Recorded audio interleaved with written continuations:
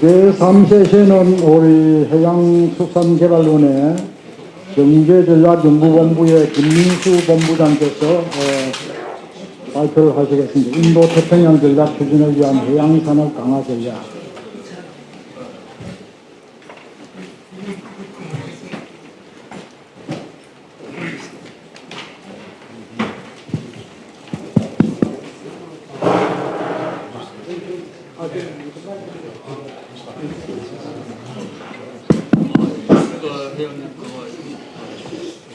네, 마지막 발표입니다.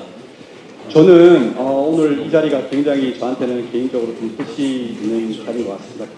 평소에 이제 듣지 못하는 그런 원로분들 포함해서 존경하는 분들을 다 한 자리에 볼 수 있는 자리라는 점과 제가 이런 자리에 발표를 할 수 있게끔 기회를 준 점에 대해서 너무 감사하게 생각합니다. 특히 신동식 회장님께서 주신 말씀 중에서 60년대는 해양을 통해서 국가를 세웠습니다. 해양 입국에 대해서 말씀을 주셨고요. 그리고 90년대는 우리 해수부가 창설되면서 해양 강국에 대한 논의를 했습니다. 그리고 또한 약 20몇 년, 그러니까 30년 가까이 된 지금 2020년대에는 신해양 강국, 윤석열 정부가 말씀하고 계신 신해양 강국에 대해서 말씀을 하는 자리가 됩니다. 그래서 오늘 저는 조금 다른 얘기를 좀 하고자 합니다. 해양 산업을 통해서 왜 해양 산업이 신해양 강국 건설에 중요한지, 그리고 윤석열 정부의 인도 태평양 전략에서 해양 산업이 어떠한 역할을 할 수 있는지, 어떠한 과제를 담을 수 있는지에 대해서 말씀을 좀 드리도록 하겠습니다. 아마 제가 생각하기에 윤석열 정부에서 해양이라는 키워드로 추진하는 국내 대표적인 정책과 아마 대외 대표적인 전략을 두 가지를 꼽으라면 신해양 강국 건설과 인도 태평양 전략이 될 것 같습니다.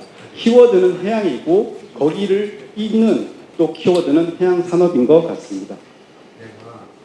그래서 최종 목표가 되겠죠. 새로운 성장 동력 발굴을 대내적으로 하고 대외적으로는 글로벌 중추 국가를 선도한다라는 부분은 현 정부에서 추진하고 있는 부분이 되겠습니다.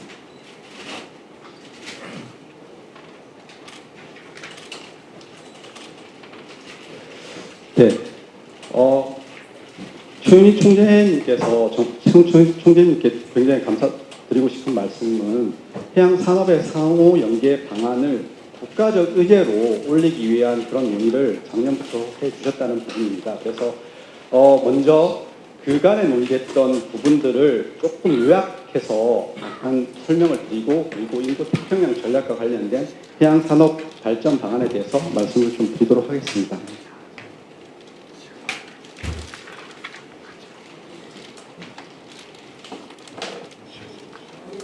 예. 좀 들려주시겠습니다. 네. 우리나라 왜 해양력을 먼저 봐야 할까요? 해양 강국은 해양력이 강한 국가를 우리가 개념적으로 얘기하는 것 같습니다. 그래서 해양력을 얘기를 하는데 왜 지금 이 시점에서 신해양 강국을 얘기를 할까요? 예전에는 해양 강국을 얘기했는데 지금 신해양 강국을 얘기하고 있습니다.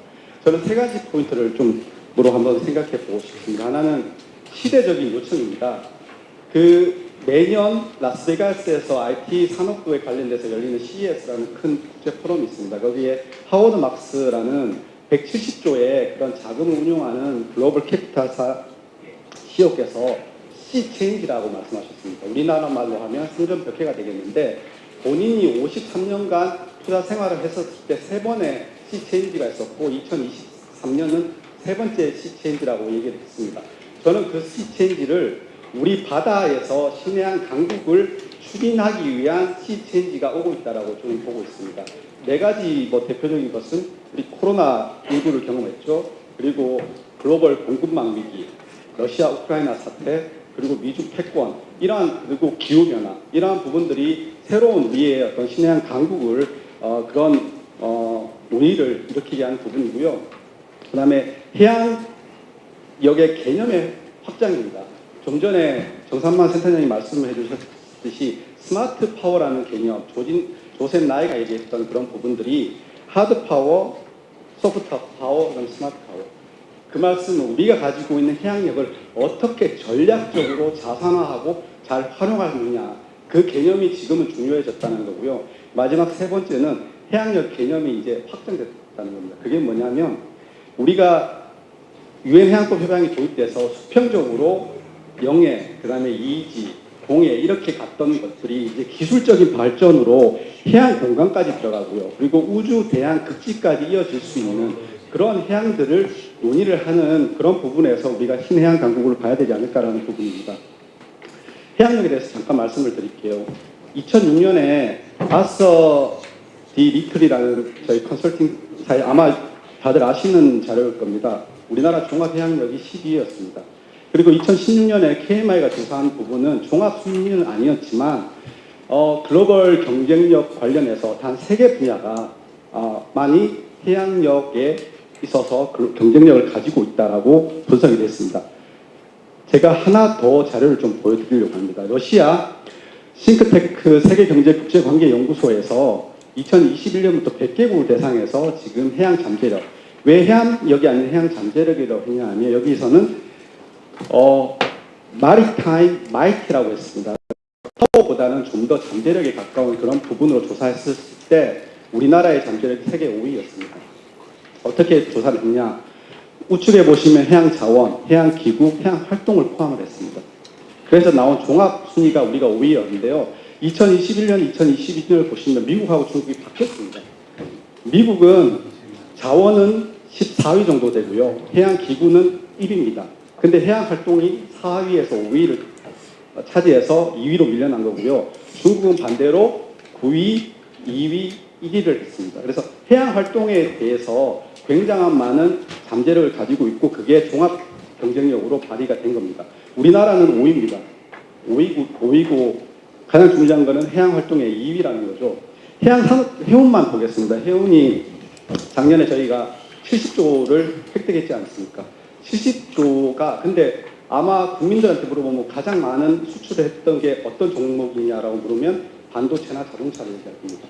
물론 반도체의 반 정도 되는 부분이지만 자동차 산업하고 비교하면 저희가 자동차가 60조 조금 넘으니까 해운이 그보다 많은 어떤 활동을 했고 경쟁력이 있지만 알려져 있지 않습니다. 그래서 저는 해양 활동에 대한 부분을 어떻게 우리가 잘 전략적으로 가져가느냐가 신해양 강국으로 가는 길이라고 생각을 합니다. 그런데 실제로 보여드리는 경쟁력, 잠재력은 뭐 수치로 되어 있습니다. 2017년 그리고 19년 자료긴 하지만 수치가 중요한 게 아니라 제가 말씀드리고 싶은 거는 이 퍼센테이지입니다. 2.3%만이 해양에 대한 가치가 총 GDP에 기여하는 비중이 2.3%밖에 안 된다는 부분입니다.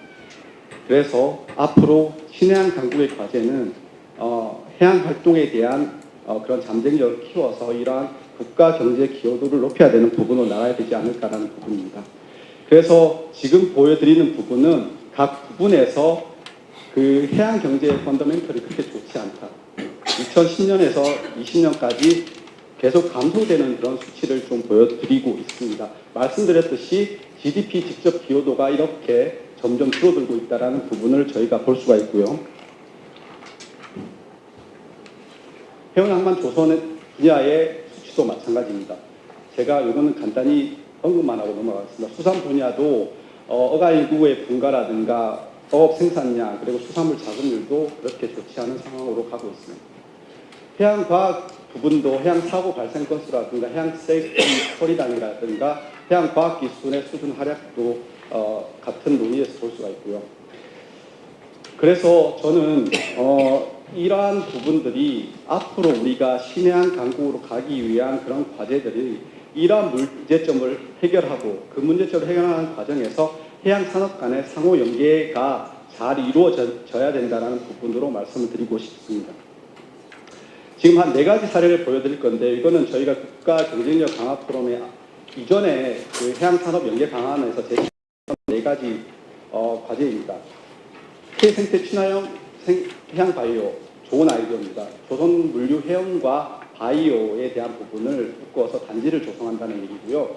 해양위기 대응 기술 개발은 안양대학교 교수님께서 해양에 대한 다양한 분야의 융합적인 측면에서 이러한 과제를 하자라고 말씀을 하셨던 부분이고요. 해상풍력, 그러니까 플랜트를 만들어서 상부는 해상풍력, 하부는 양식장으로 쓴다라는 그런 결합 모델입니다. 제시가 됐고요. 그 다음에 덴마크의 미래형 그 친환경, 그 해운에 관련된 그런 모델을 도입을 해서 우리나라도 한국형 그린십 오브 더 퓨처라는 구상을 제시를 하셨습니다. 저는 다 좋은 제안이라고 생각합니다. 그리고 여러분들도 제가 생각하기에는 머릿속에 한 가지씩은 해양산업 연계 방안은 이렇게 가야 되지 않을까라고 고민을 하셨을 것 같아요. 그런데 문제는 이거를 다 모아가지고 리스트를 100개까지 만들어서 추진하면 그게 해양산업 연계 방안이 될까요? 저는 아니라고 생각합니다. 그래서 저는 생각하는 게 좀 관점의 전환이 필요하다고 저는 생각하는 사람입니다. 뭐냐면 해양산업과 물리적 연계 이상의 어떤 관점의 전환이 필요하고, 그럼 어떠한 틀로서 이러한 해양산업 연계를 할 수 있는 그러한 키워드를 뽑아야 되느냐. 제가 2050 신해양 강국 미래 비전이라는 걸 이제 연구를 하면서 여러 전문가들을 만나서 2050년의 키워드 4가지를 뽑았더니 인간, 공간, 기술, 기후입니다. 공간만 예를 들면 우리가 수직적인 공간, 수평적인 공간을 나눠져 있지 않습니까? 그럼 수평적인 공간으로 보면 해운, 물류, 항만, 조선이 다 연계가 됩니다. 공간으로 보면 그게 다 자연스럽게 다 연계가 되고요. 수직으로 보면 해양 플랜트, 해상 풍력, 해저 도시, 심해더 해양 자원 개발이 다 연계가 됩니다. 이런 관점의 전환이 우선 필요하다라고 생각이 듭니다. 그래서 지극히 저의 개인적인 생각이지만 해양수산부의 그 조직을 보면 해운, 항만, 물류, 수산 이렇게 나눠져 있는데, 앞으로 정말 미래 비전적인 어떤 해양 강국으로 가기 위한 그런 조직은 해수부 내에서 해양과 경제, 국시, 해양 공간, 예를 들자면 해양 기후, 해양 기술, 이런 식의 어떤 조직으로 가도 괜찮다라는 생각을 한번 해보게 됩니다.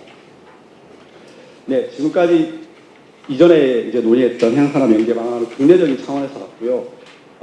오늘의 주제인 인도 태평양 전략에서 좀 보도록 하겠습니다. 인텔 지역이 왜 중요한가는 아마 계속 말씀을 하셨기 때문에 넘어가도록 하겠지만, 대한민국과 인텔 지역만 좀 보면 한국 수출액의 78%에 해당하는 지역이고, 한국 수입의 67%, 교육 파트너 70%, 한국의 해외 직접 투자가 66%가 이루어지는 아주 중요한 지역입니다. 그래서 인도 태평양 전략을 제가 한번 전체적인 전략을 한번 봤습니다.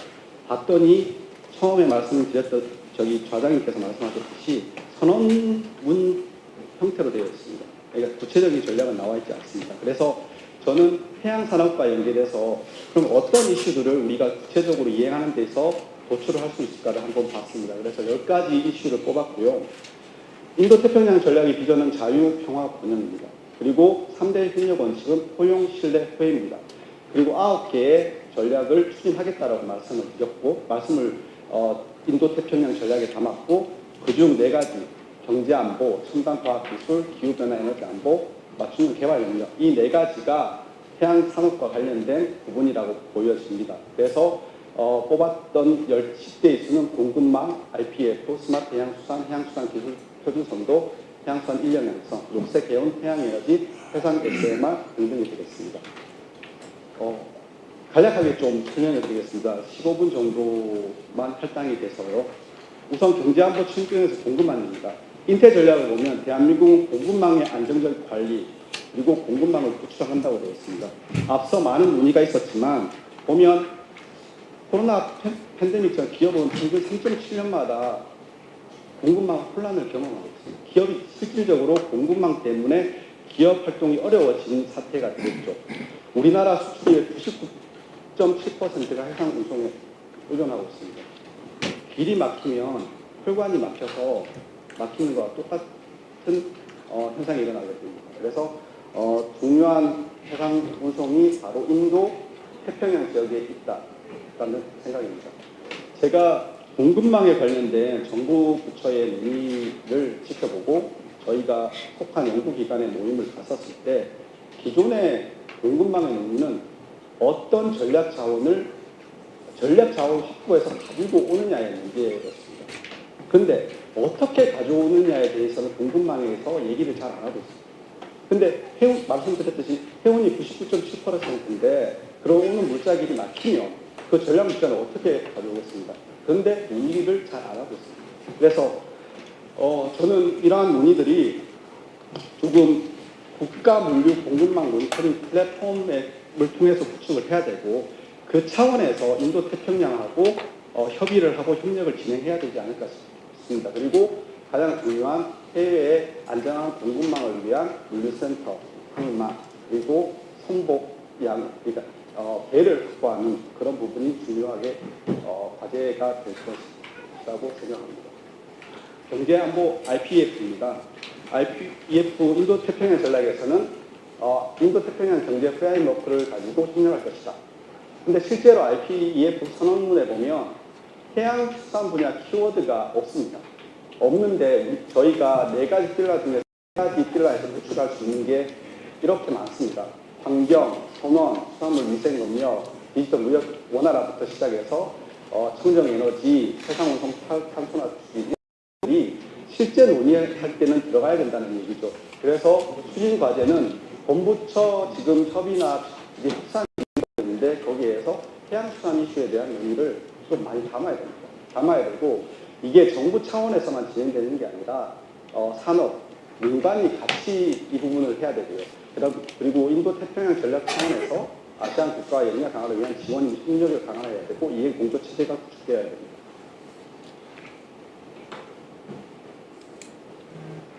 두 번째, 첨단 과학 이슈에서 3가지 부분인데 하나는 스마트 해양수산 부분입니다. 인태 전략에서는 첨단 과학 기술 분야에 대한 협력을 역내 디지털 격차를 해소하도록 노력하라고 할 것이다라고 얘기를 하고 있습니다. 그래서 해양수산 분야에서는 스마트 수산, 해양망 물류 디지털 전환이 이루어지고 있고요. 해수부에서는 스마트 해양수산 선도국가 실현이라는 비전 하에서 추진을 하고 있습니다. 그래서 스마트 해양시장 도입 비중도 높일 것이고 그 다음에 해양수산 데이터 민간 활용 건수도 높이고 해양수산 IT 교육 많이 키운다는 그런 계획을 가지고 있습니다. 이러한 계획들이 이행이 되면서 인도 태평양 전략 국가들과의 연계, 협력하는 부분으로 이어질 수 있다고 생각이 되고 있습니다. 자, 해양수산 기술 표준 선도해야 됩니다. 인태 전략에서는 기술 표준의 개발 및 연구를 통해서 디지털 국제 표준화 규범 형성을 선도해 나가라고 합니다. 그래서 추진 과제에는 자율화 선박 장비 표준화, 디지털 통신 장비 기술 국제 표준화, 스마트 수산 기술 표준, 해양수산 데이터 표준 수립들을 현재 해수부에서 진행을 하고 있습니다. 그래서 이러한 부분들을 가지고 우리가 인태 전략에 담아내야 되지 않을까 생각하고 있습니다. 다음 중요한 것은 해양수산 인력 양성입니다. 인태 전략에서는 인적 자원 양성을 지원하고 이러한 기술협력 매개로 역량을 추진하겠다고 하고 있습니다. 그런데 실제적으로 국내 해양수산 부분에서의 해양수산 인력 양성도 그렇게 좋은 상황은 아닙니다. 소상공인 중심의 창업이 이루어지고 있고 영세한 소기업 중심의 해양수산 기업들이 이루어지고 있습니다. 그리고 사업체 및 종사자가 감소이 되고 있습니다. 그래서 두 가지입니다. 국내적으로 이러한 인재 육성화를 위한 인프라를 구축을 해야 되고요. 그리고 일자리와 연계된 생태계를 구축을 해야 됩니다. 그리고 이를 토대로 해양수산 인력 인텍 국제협력을 강화를 해야 됩니다. 그래서 해양수산 차세대 전문가 다자기 진출을 위한 세계적 프로그램을 마련하고 인태 지역 주요 해양수산 인력 교류 및 교육을 지원해야 된다는 부분이 되겠습니다. 다음 기후변화 에너지입니다. 녹색 해운에 대한 얘기는 다들 알고 계실 거라고 생각합니다. 인태 전략에 바로 들어가 있습니다. 녹색 해운이란 말이 바로 들어가 있습니다. 그래서 해운 부분이 어떻게 보면 우리가 알고 있는 키워드 중에서 가장 핵심적으로 들어가 있는 키워드라고 볼 수 있습니다. 현황은 뭐 다 잘 아시는 부분일 거고요. 해운조선 물류, 친환경 에너지 연료 사용 확대, IMO 기준에 따라서 진행되고 있고 글로벌 환경 규제 강화에 대해서 맞춰가고 있습니다. 추진 과제도 친환경 수제 전환이라든가 무탄소 항로 구축, 우리가 흔히 말하는 녹색 항로 코리더 같은 부분이 되겠죠. 이런 협력들을 인태 전략을 통해서 도출을 해내야 됩니다. 한 가지 시간이 없지만 저희가 지금 아이슬란드하고 친환경 소형 전기 여선을 개발하는 사업을 조금 추진을 하려고 합니다. 그러니까 전 세계의 소형 어선이 굉장히 많은데 그거를 친환경으로 좀 바꾸는 그런 협력들도 인태 지역에 적용될 수 있지 않을까 생각하고 있습니다. 해양에너지 부분입니다.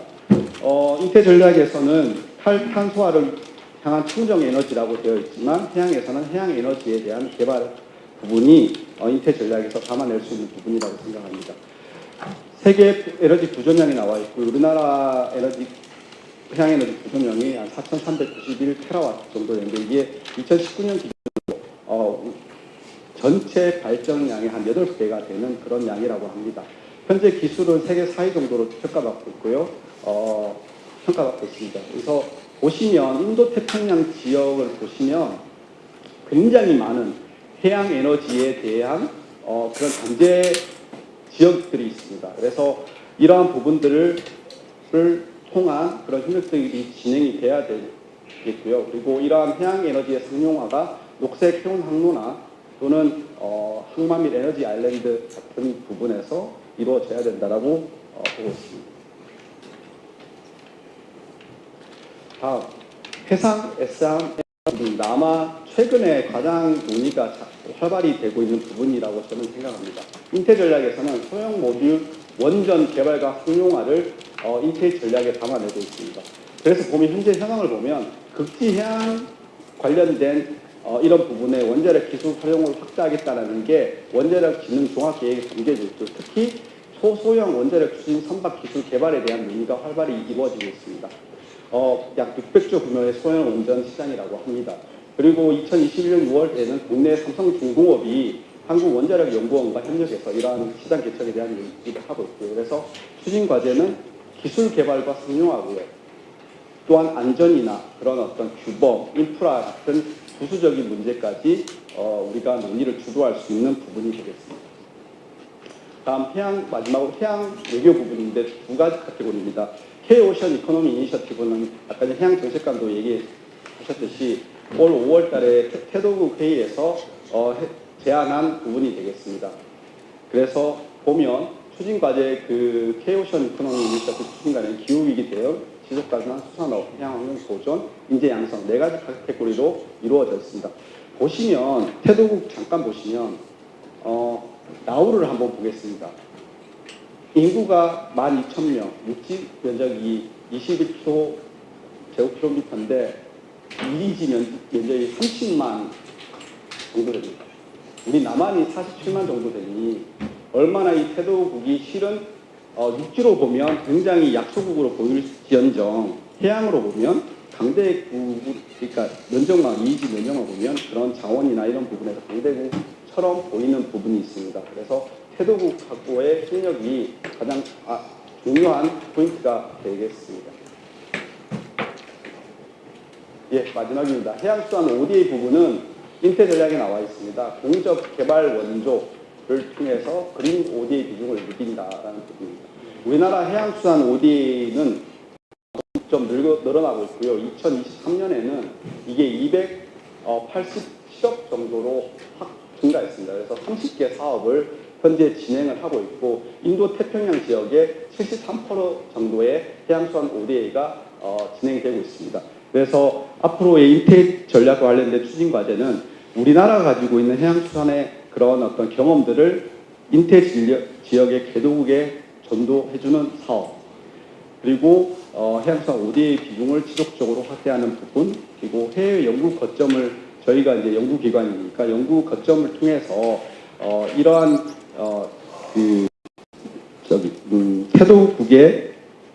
태도국 포함해서 인도 태평양 지역의 개도국을 좀 더 발전시킬 수 있는 그런 ODA 사업들을 추진해야 되는 부분이 되겠습니다.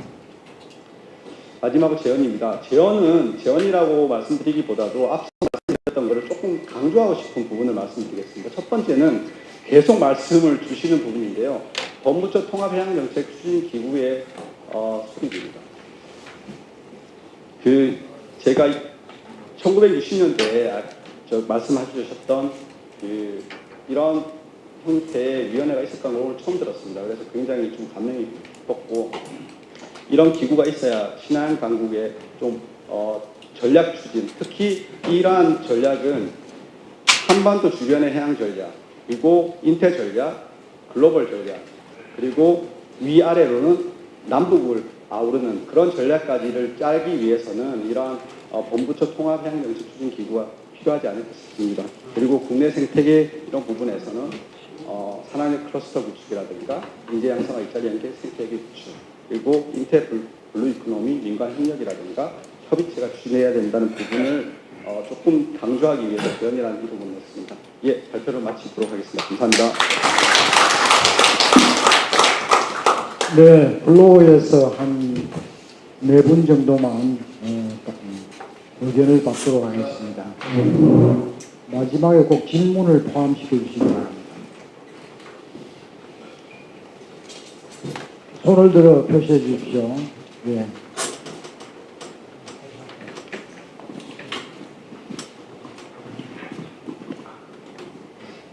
예, 발표 잘 들었습니다. 한국수산해수안정책연구소장 유정권입니다.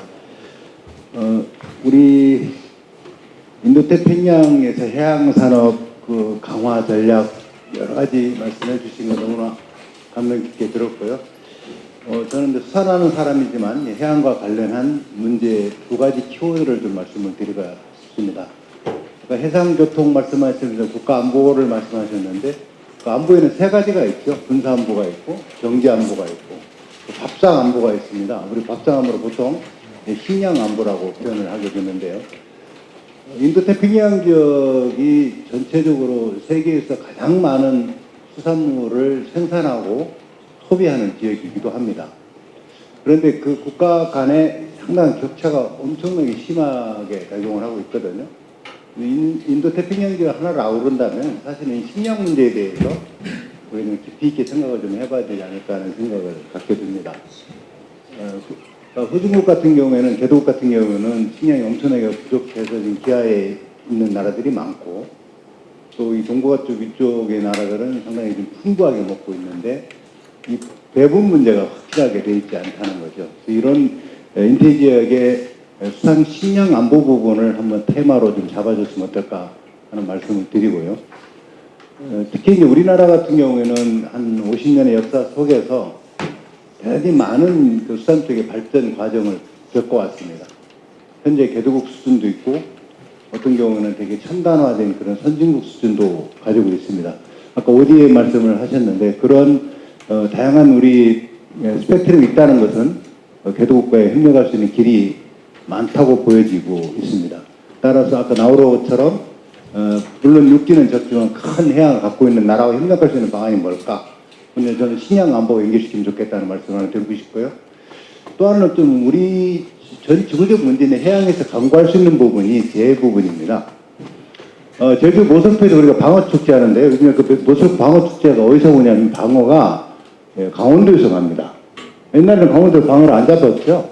근데 명태는 사라지고 지금 아열대성인 방어가 위쪽으로 올라왔다는 이야기입니다. 다른 말로 표현해서 기후변화로 인해서 해양의 특히 수산생물의 구조가 완전히 바뀌고 있습니다. 근데 이런 그 기후변화에 대한 그 대응과 적응 문제가 사실은 하나로 묶어져서 연구하거나 협력하는 기구가 지금 없어요. 그 인도태평양 쪽에서 기후변화, 해양기후 쪽에서 관련된 그런 협력기구가 하나 필요하다는 말씀을 드리고 싶고 또 하나는 뭐냐면 해양재해 부분입니다. 이런 기후변화에서 나타나서는 가장 큰 문제가 극단적이고 불확실성이 크다는 것이 가장 문제가 되고 있거든요. 우리나라도 심각하죠. 그런데 특히 남태평양에 있는 많은 도서국가들은 엄청난 많은 해양재해에 시달리고 있습니다.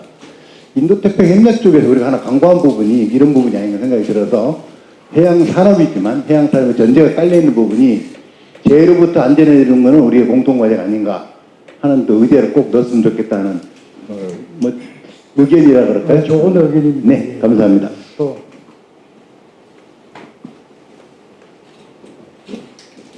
네. 너무 하루 종일 앉아 계시니까 좀 유조스티드 됐으니까 말을 하시는데 질문이라도 좋습니다. 질문. 예. 질문을 답이 아주 정교해 주고. 제가 하겠습니다. 예. 저는 해군 내비역 소장고입니다. 저는 쭉 강의를 듣고 짧게 생각나는 게 인류 발전 과정에서 지금 계속 유럽 위주로 태평양 위주로 쭉 흘러오던 것이 상당한 부분 이제 인도 태평양 나가서는 이 동남아 이쪽으로 흘러가고 있는데 이 과정상에서 우리가 분명히 짚고 넘고 머리를 많이 써야 할 부분이 아직까지 세계의 중심을 잡고 있는 미국과의 관계, 유럽과의 관계 이것을 잘 정리해야 할 것 같아요. 이 부분에 대한 좋은 생각을 얘기해 줬으면 좋겠습니다. 이상입니다. 또 마지막으로 한 분, 예. 예.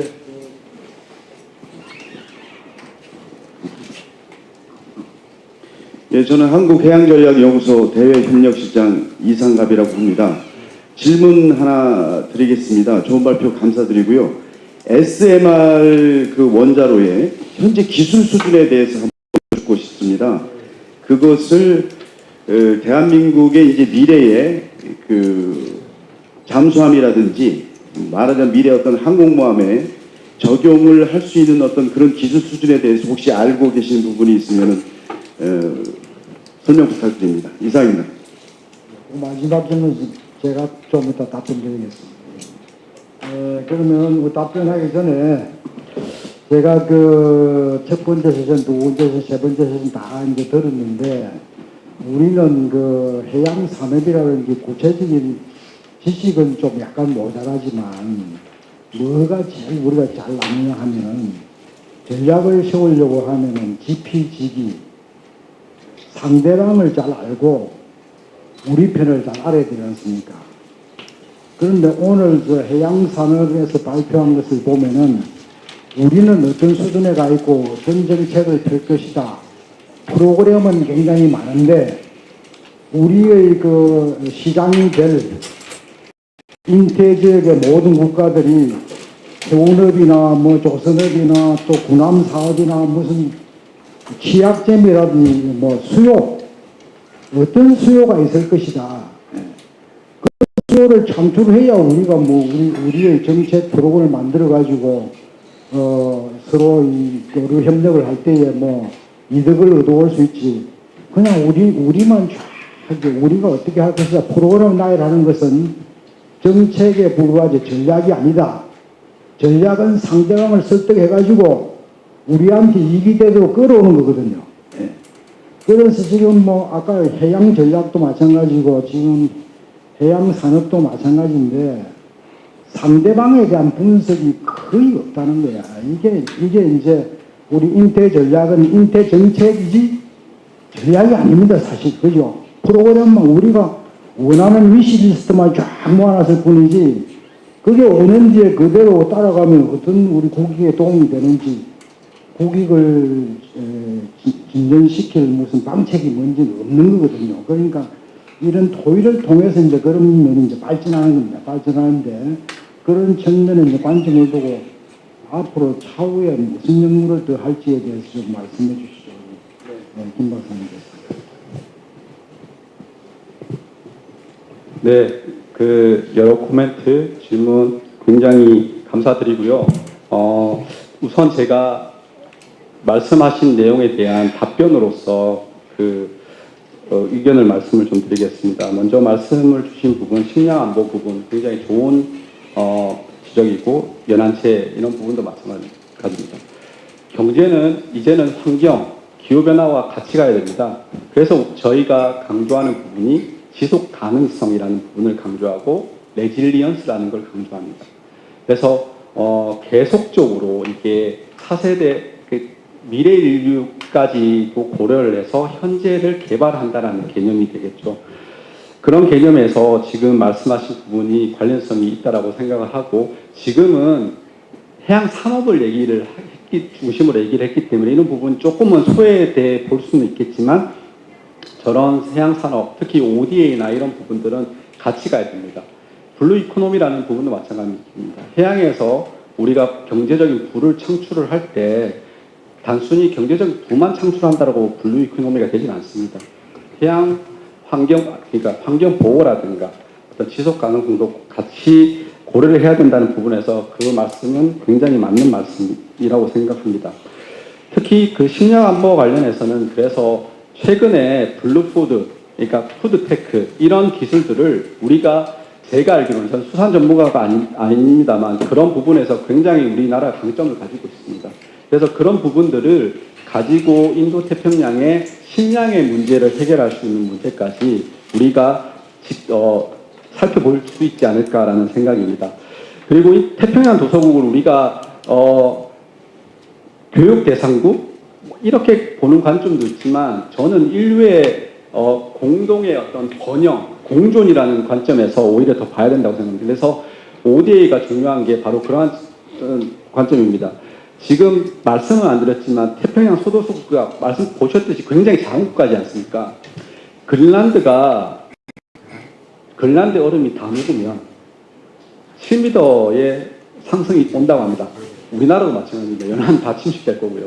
소도수 국가는 국가 자체가 없어집니다. 그래서 굉장히 국제사회에서 이러한 태평양 소도수 국가는 그런 면을 좀 강조해서 얘기를 하고 있거든요. 우리는 태도 국가의 전략, 특히 인도 태평양 전략에서는 어떤 해양 산업이지만 해양 산업의 하나를 가서 우리가 무슨 베네핏을 얻고자 하는 데만 초점을 맞추지 않고 이런 어떤 공존이나 번영, 인태 전략이 세우고 있던 그 목표나 비전하고 맞는 접점에서 우리가 이런 것들을 추진해야 된다는 부분에서 첫 번째 지적은 코멘트는 굉장히 좋은 말씀해 주셨고요. 두 번째 인류 발전 과정에서의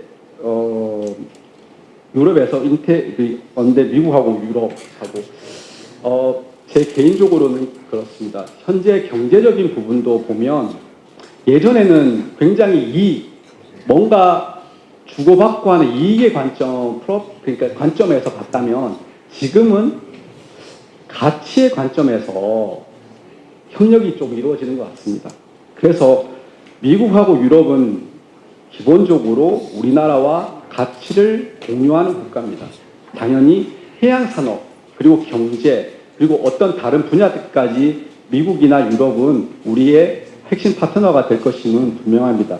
지역은 인태 지역이지만 협력 대상국, 인태 지역의 전략을 추진하는 협력 대상국으로서는 여전히 미국과 유럽은 중요하다. 저는 개인적으로 그렇게 생각하는 것으로 답변을 좀 드리겠고요. SMR 그 기술 수준은 저도 이제 전문가들한테 듣는데 어느 정도의 수준이라고까지는 듣지는 못하고 다만 우리의 기술로 소형 원자로를 만들어서 핵 추진, 쇄빙선이나 아니면 다른 어떤 플랫폼들을 만든다면 충분히 만들 수 있고 그리고 그런 기술을 가지고 우리가 전 세계로 나갈 수 있다라는 정도까지만 제가 들은 부분이라 저희 자랑님께서 좀 더 설명을 주실 것 같습니다. 그리고 마지막에 전략 맞습니다. 저도 그걸 인지를 하고 있고요. 우리가 우리 것만 하겠다라고 얘기하는 거는 전략 차원에서 정말 맞지 않습니다. 다만 첫 단계라고 생각합니다. 인도 태평양 전략을 처음 봤었을 때는 굉장히 원론적인 얘기였죠. 거기에서 우리가 해양 산업이라는 이름으로 무엇을 할 수 있는가를 뽑아내는 단계였다고 생각합니다. 그래서 만약 이거를 확장시키면 이런 카테고리에서 세부적인 추진 방안이 나오겠죠. 그 추진 방안을 만들 때 당연히 말씀하신 수요에 대한 부분도 저희가 고려를 할 겁니다. 그런 부분들을 저희가 앞으로 연구소에서 좀 진행해 나가도록 하겠습니다. 네, 감사합니다. 네, 오늘 뭐 장시간 걸쳐서 정말 우리 그 브레인스토밍을 많이 했습니다. 그리고 교육도 많이 받았고요. 또 새로운 것도 많이 알게 되고. 그런데 이제 오늘 제가 그 여기 사회를 맡으면서 아주 재미난 것을 발견했는데요. 우리가 보통 아까도 잠깐 이야기했지만은 우리 이제 약간 그 해군이나 또 우리 군사 분야의 전문가들은 손자병법을 막 잘 외고 있는데 지피지기면 뭐 백전불태라고. 그런데 사실은 뭐 우리 정부가 뭐 몇 년 전만 하더라도 국가안보에 관해서 상대방도 모르고 나도 모르는 왜 나를 모릅니까? 나를 그 반동가리 내가지고 무슨 뭐 국민을 반동가리 내가지고 하니까 우리 자신이 모르잖아요. 예. 반만 동원해가지고 뭐 하려고 하니까. 그래서 지피도 중요하고 지기도 중요한데 그런 것을 이제 우리가 행동을 옮기는 게 중요한데 그래서 이제 이 사회를 맡으면서 제가 쭉 뭐 검언을 찾다 보니까 무슨 말이 나오냐. 아주 오늘 맞는 말이 나왔습니다. 기락이 없으면 백성이 망하게 되고 기락이 많으면 백성이 평안을 누리느니라. 어디서 나온 말이겠습니까? 솔로몬의 잠언이라고. 야, 오늘 세미나에 정말 맞는 이야기구나. 그런데 참 우리가 기락이 모자라는 것도 있고 기락이 있는 사람을 존중 안 해주는 풍토도 있고 뭐 이런 여러 가지가 있지만 그러나 해양연맹에서는 그럼에도 불구하고 대통령이 우리 건국 이래 처음으로 국가 전략으로 양을 걸었다. 인도양 태평양을 걸어가지고 인도 태평양 전략 이거 처음 아닙니까? 대통령이 전략을 내걸었는데 그러면 양을 처음으로 내걸었는데 해양연맹이 가만히 있으면 되겠습니까? 해군이 가만히 있으면 되겠습니까? 바다를 사랑하는 사람 해양 산업이 가만히 있으면 되겠습니까? 이제 뭔가를 깨어가지고 이것을 정말 국익을 창출해야 된다.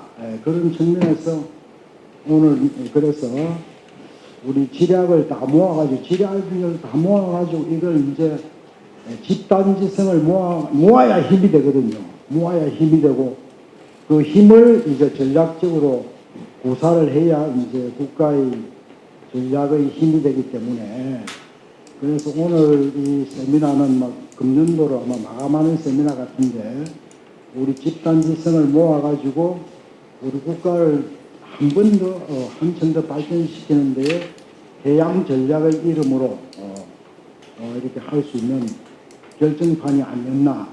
그렇지만은 이제 우리가 구체적으로 또 연구를 더 해야 될 과제를 많이 얻었으니까 올해가 가기 전에 또 연구를 더 많이 해가지고 정말 이 인도 태평양 정책이 아니라 인도 태평양 전략이 될 수 있게끔 왜냐 다른 나라는 꿈을 안 꾸죠. 미국만 인도 태평양 전략을 내걸었지 뭐 일본이 내걸었습니까? 무슨 뭐 중국이 내걸었습니까?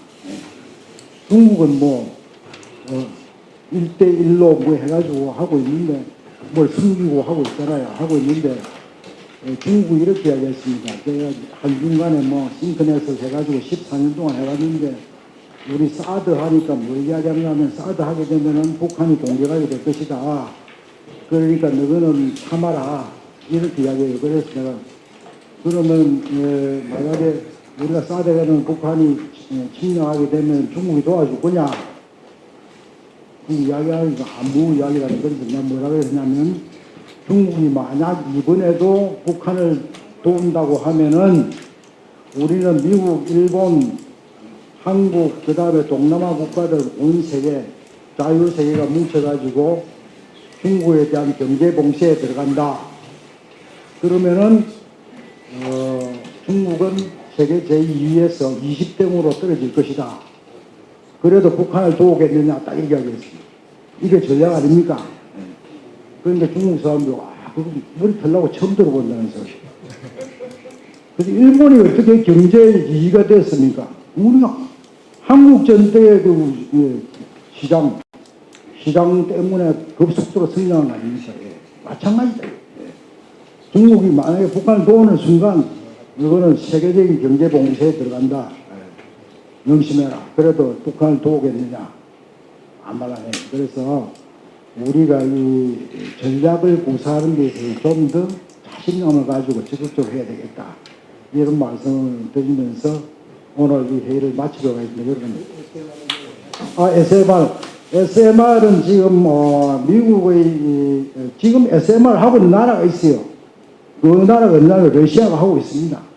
러시아만 하고 있고 아직 중국은 따라가고 있고 미국 기술로는 2027년도쯤 된다고 하는데 우리도 SMR을 개발할 이제 우리는 뭐 실제로 너무 큰 것을 했기 때문에 우리 SMR은 우리도 뭐 미국의 통제가 없다면 우리도 미국과 같은 연도에 만들 수가 있어요. 그래서 우리가 핵 추진 잠수함 이야기 하셨는데 미국의 규제를 덜 받고도 할 수 있는 게 20% 이하의 저농축 우라늄을 가지고 SMR을 돌릴 수 있는 기술이 우리 힘으로도 2027년도 되면 가능하다. 이런 말씀을 좀 드리겠습니다. 감사합니다. 오늘 심포지엄에서 발제를 해주신 전문가분들과 플레이에서 종합토론에 참석해 주신 여러분, 그리고 끝까지 경청해 주신 모든 분들께 감사의 말씀드립니다. 앞으로도 대한민국 해양연맹은 우리나라의 해양력을 강화하여 신해양 강국을 실현하는 데 선도적인 노력을 다하겠습니다. 이상으로 국가해양력 강화 심포지엄을 모두 마치겠습니다.